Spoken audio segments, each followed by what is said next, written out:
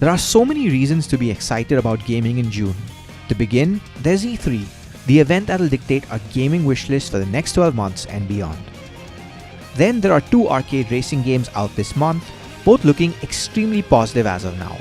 We even have 2 games licensed on popular movies that are slated to release this month, and also a Mario game. So while you wait on the E3 announcements that'll start pouring in a couple of weeks, here's what you should look forward to in June.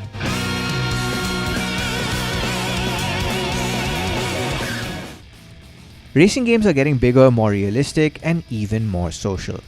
But sometimes all we want is some old school high-speed arcade mayhem.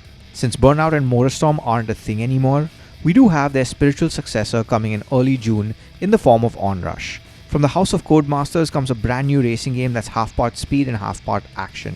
You have cars, buggies, and bikes taking on each other in high-speed takedowns on some of the most brutal terrain. What a great way to start the month.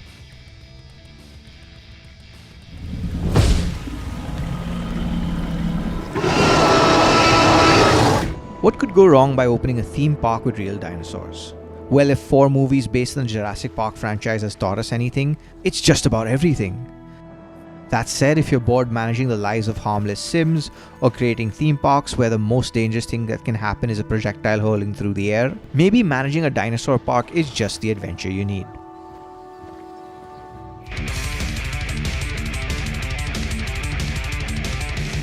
BlazBlue has been rocking the fighting game genre for a few years now, and it's time to up the ante with cross-tag battle. It collides 4 universes, namely BlazBlue, Persona 4 Arena, Under Night In-Birth, and Ruby, to give you a roster of 20 characters out of the box with 20 more available as DLC. The frantic 2D action over 3D backgrounds looks incredible from what we've seen so far, with a welcome single-player campaign to boot. And sure enough, we'll have a review ready for you by the time the game launches. It's been a while since we've had a good tennis game, and we're really hoping that Mario Tennis Aces will change that. Though it's its own beast rather than an actual tennis game, with various modes, power-ups, and over-the-top animations and characters. It does add its own strategic elements to give traditional racket sports a new twist. Will it make a great game, or is a sport like tennis best left unaltered? We'll let you know soon enough.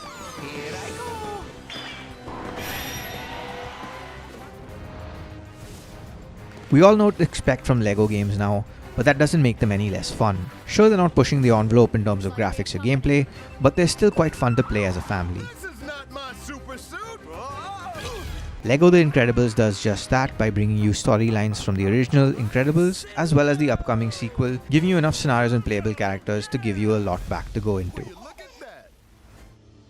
Want to take a drive across the USA for cheap?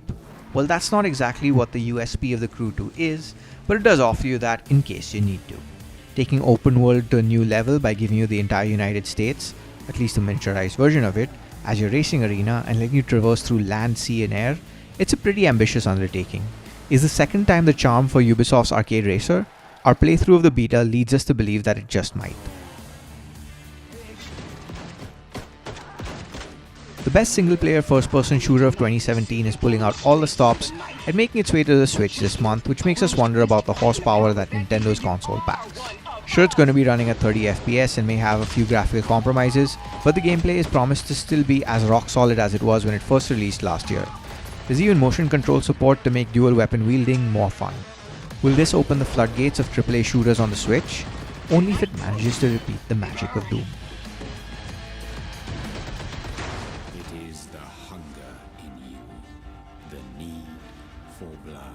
Vampire has a pretty interesting plotline that has you playing a doctor who's been transformed into a vampire and placed bang in the middle of the 1918 Spanish flu pandemic. What follows is a hard decision of preying on its victims while curing them of the disease at the same time. The premise and gameplay is both interesting from what we've seen so far, and we're looking forward to see how it finally turns out. But remember, mortals are now your prey. What are you looking forward to play this month? Tell us in the comments below. Thanks for watching this video, and for all things gaming, stay tuned to Gadgets360.com.